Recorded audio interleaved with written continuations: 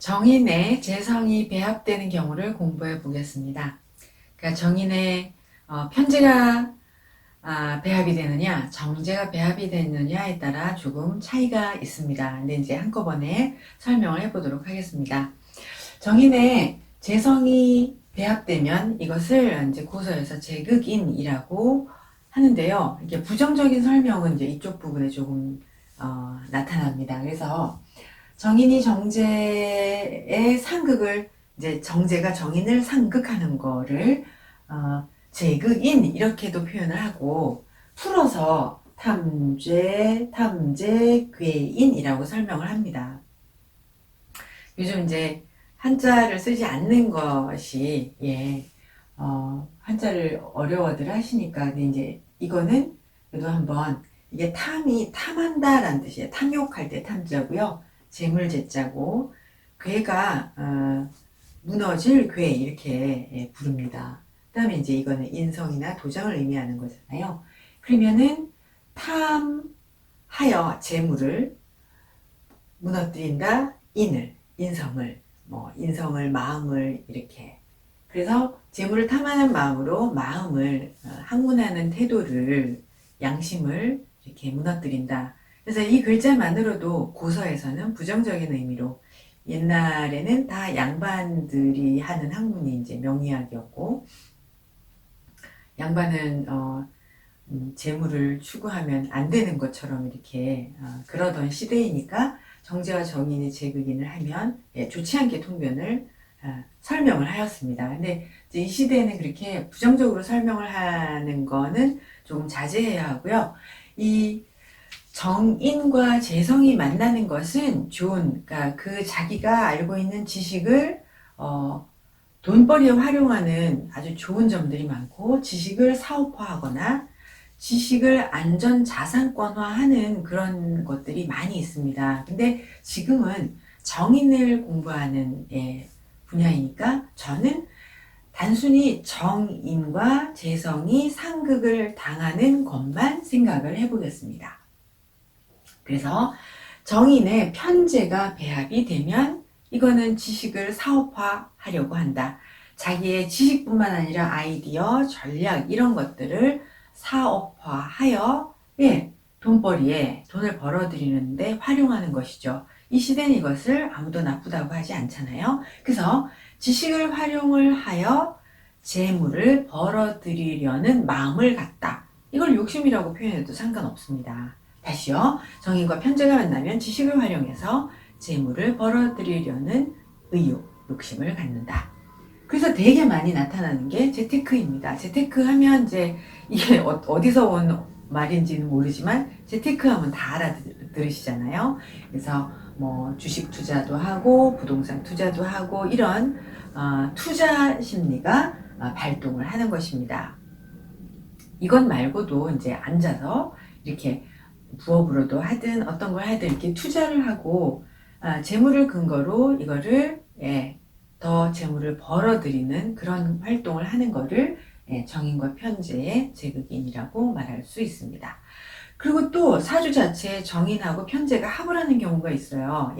정인과 편제가 합이면 되게 이제 양간인데요. 부동산이나 주식 등의 투자 이익 등을 이제 추구하는 거를 이 사주 자체가 늘 추구를 합니다. 근데 이거는 정당한 재물의 취득입니다. 정인, 아이디어, 지식이 재물과 결탁을 한 거죠. 그래서 정인의 편제를 보면 이렇게 경영, 경제 또는 금융 이런 분야에 진출해서 각종 이권 개입, 부동산, 증권, 금융, 증권, 채권 같은 거잖아요.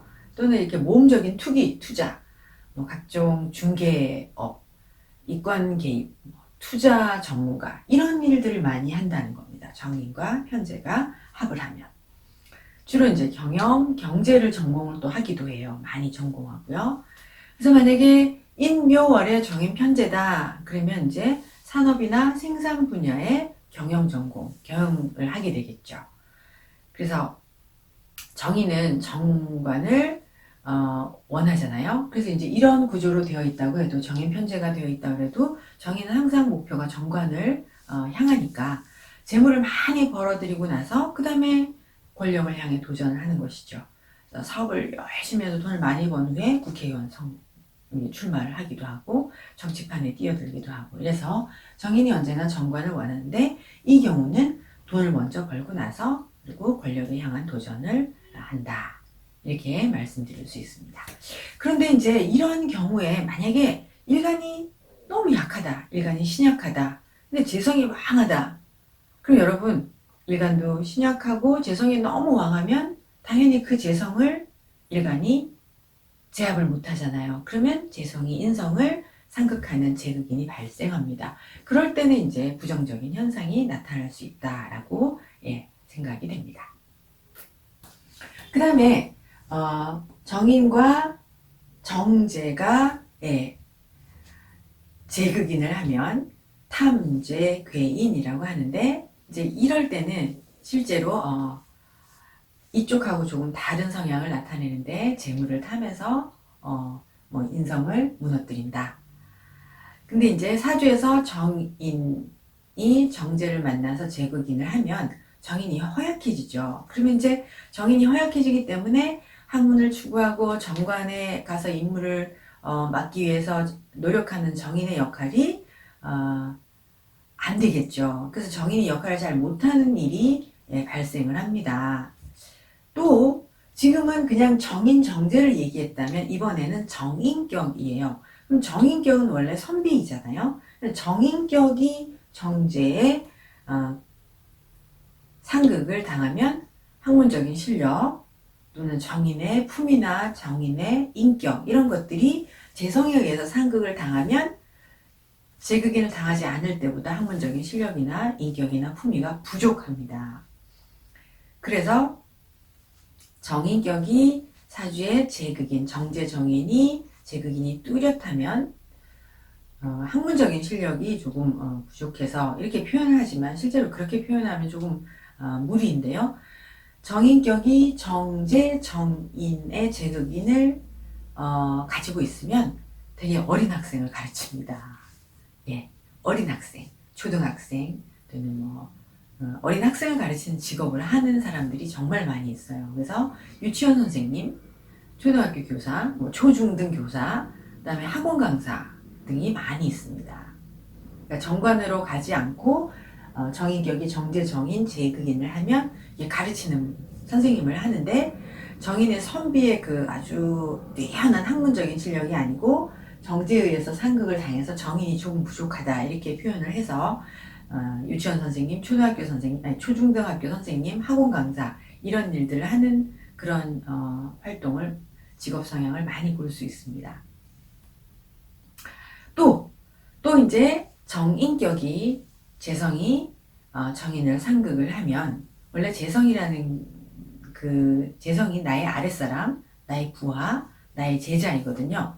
근데 정제가 인성을 상극을 했잖아요. 그러면 이럴 때 뭐라고 말하냐면 아랫사람이 말을 안 들어요. 아랫사람이 내 말을 안 듣고 아랫사람이 나에게 도전이나 반항을 하는 일이 발생을 합니다. 그래서 이 사람이 직장에 다닌다고 해도 정인, 정제, 재극인이 있으면 항상 직원이 말을 안 들어서 부하가 말을 안 듣는다. 그래서 내가 상사인데 부하 직원과의 마찰이 생깁니다.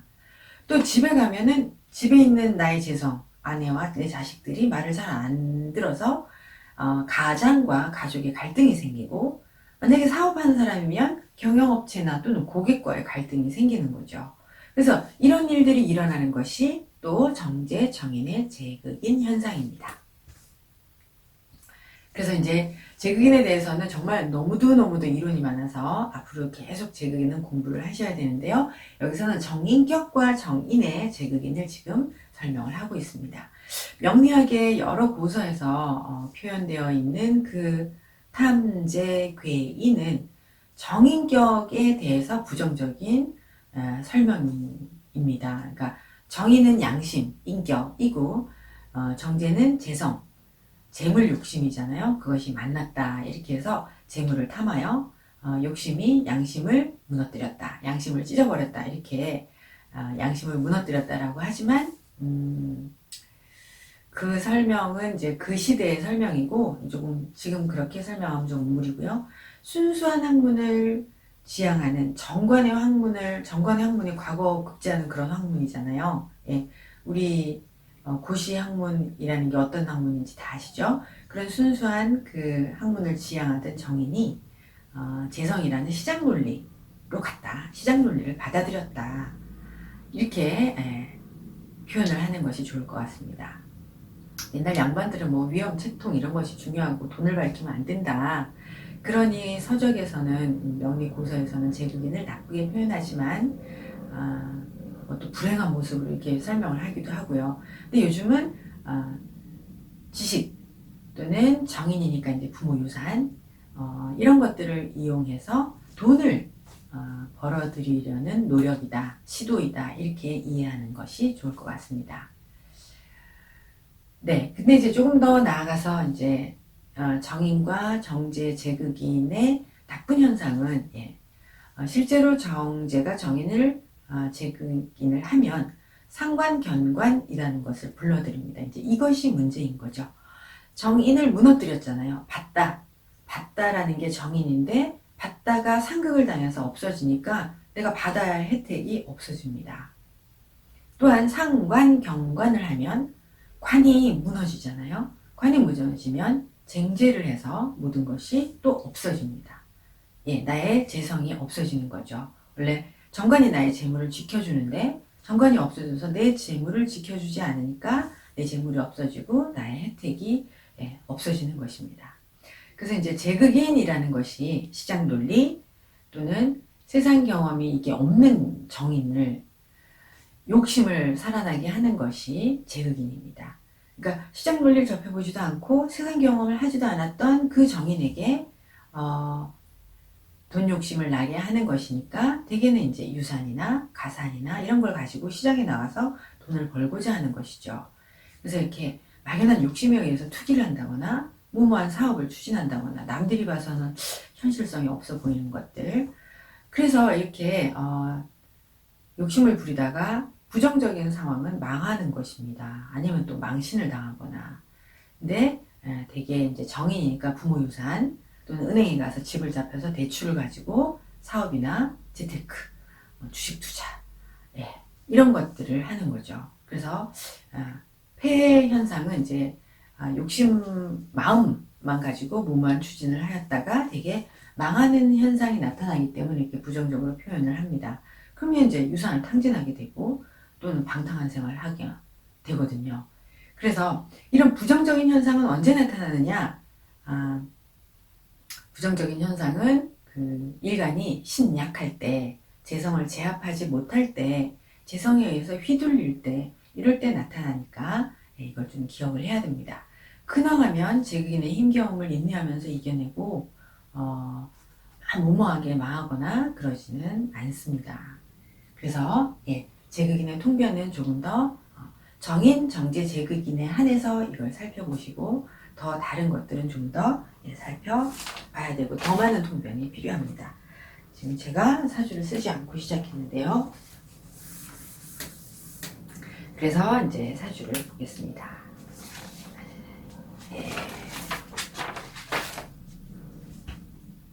갑인,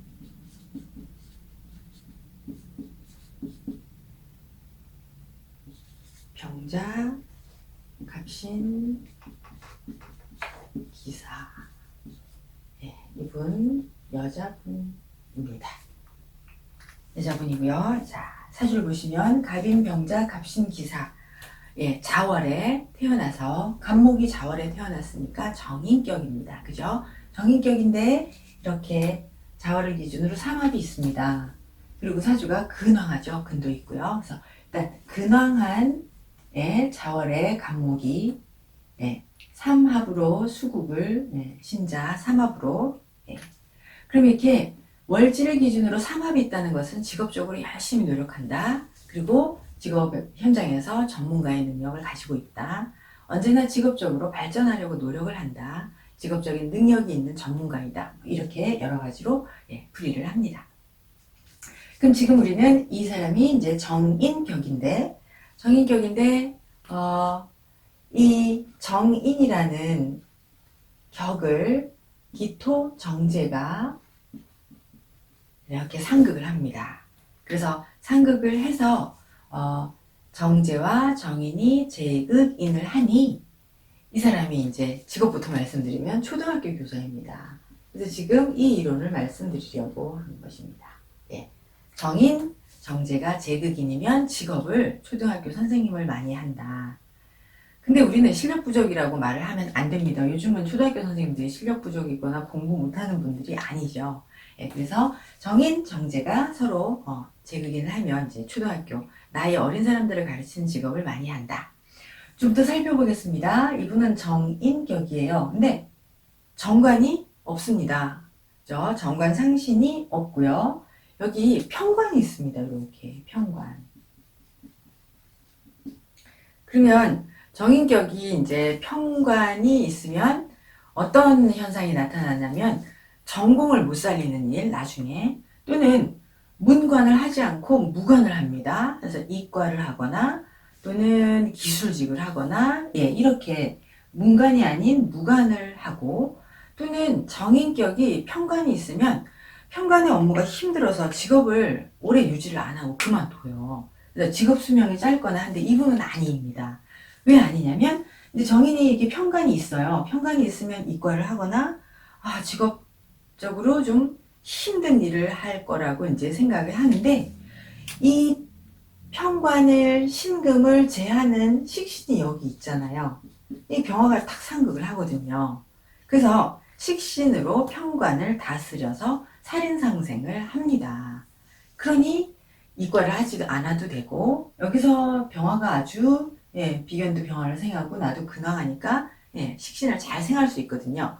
그래서 편관을 제하기 때문에 편관을 잘 다스립니다. 그래서 살인상생으로 이제 계속 한 직장에 근무할 수 있다라는 거죠. 그런데 이제 격기신 정제가 정인을 만나서 제극인을 하니까 학생을 가르치는 직업이다. 초등교사이다. 이렇게. 그러나 정제 정인이 제극인이 됐지만 근왕함으로 제극인이라는 것이 와도 이겨내고 거뜬하게 직업생활을 할 수가 있습니다. 그럼 이제 또 다른 면에서 제극인을 다르게 설명을 해보겠습니다.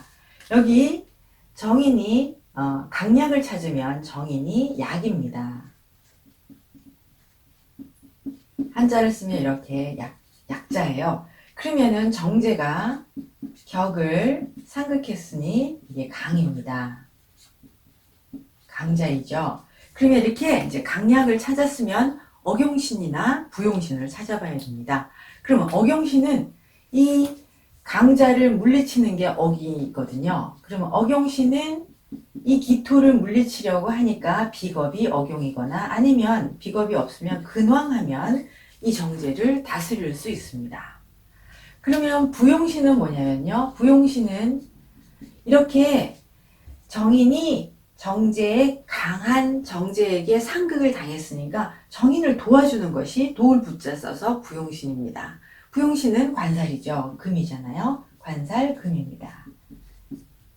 네, 이렇게. 그럼 이제 이 사주를 보면 억용신이 있죠. 억용신이 자기도 근황하고 비겁이 있습니다. 그러면 이 사람은 어려움이 있거나 이래도 자기 경쟁력을 가지고 직업을 구하고 직업을 잘 유지할 수 있고 직업 경쟁력이 뛰어납니다. 그 다음 부용신이 있죠. 부용신이 있기 때문에 부용신이 여기 있어요. 있기 때문에 금생수해서 살인상생합니다. 그러면 부용신이 있다는 것은 그 사람이 가정적으로 안정을 유지하고 가정과 화목하게 잘 산다 이런 의미입니다. 그래서 이 사주는 굉장히 좋은 사주이고요. 그리고 억용신이 있는 사람들은 돈도 잘 벌고 재산도 나중에는 굉장히 안정적으로 보통 사람보다 더 많은 재산을 벌어들이는 그런 억용신이 있으면 그렇거든요. 재산을 남들보다 훨씬 더 많은 재산을 모으는 그런 사주입니다. 그리고 부용신이 있으니까 가정도 화목하고 가정을 안정적으로 오래도록 유지합니다. 이렇게 해서 이 사람은 정인, 정제, 제극인이지만 그래서 직업을 초등학교 선생님으로 잡았고 그리고 정인과 정제가 이렇게 상극을 당하지만 이 상극을 구하는 억용신과 부용신이 있어서 충분히 자기의 삶을 잘 살아가는 사주입니다. 네, 그리고 또 하나 더 볼까요? 빨리 지우고 쓰겠습니다. 다음에는 네, 이제 이거하고 좀 다른